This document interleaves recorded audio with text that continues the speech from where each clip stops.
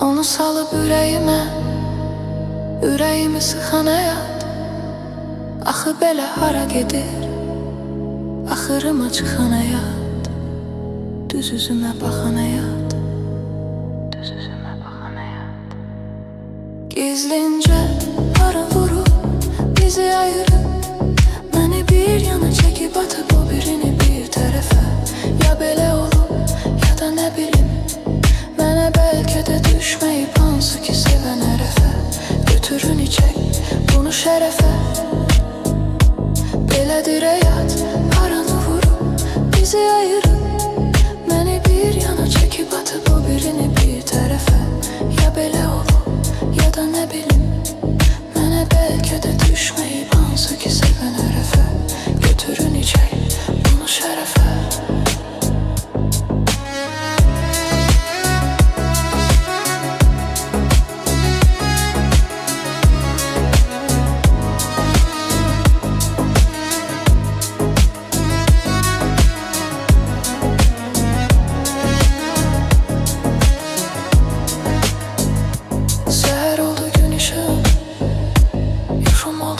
Gece onu gezip aramışam, kapı kapı küçe küçe.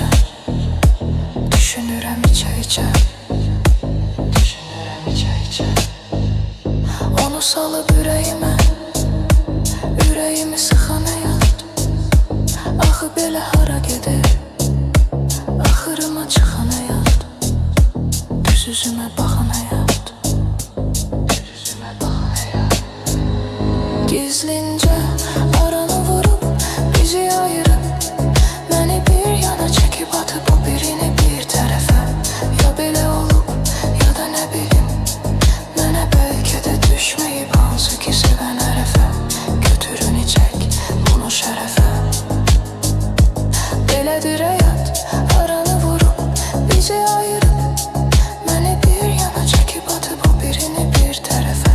Ya belə olub, ya da nə bilim, mənə bəlkə də düşməyib hansı ki sevən hərəfə.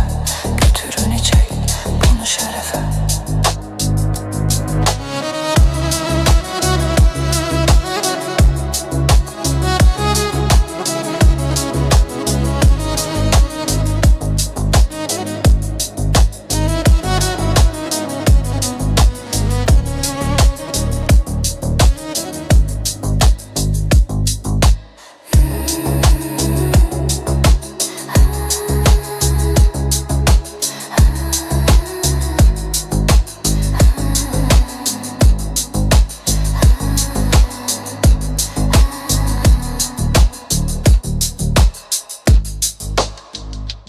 Gizlincə aranı vurub, bizi ayırıb, məni bir yana çəkib atıb o birini bir tərəfə.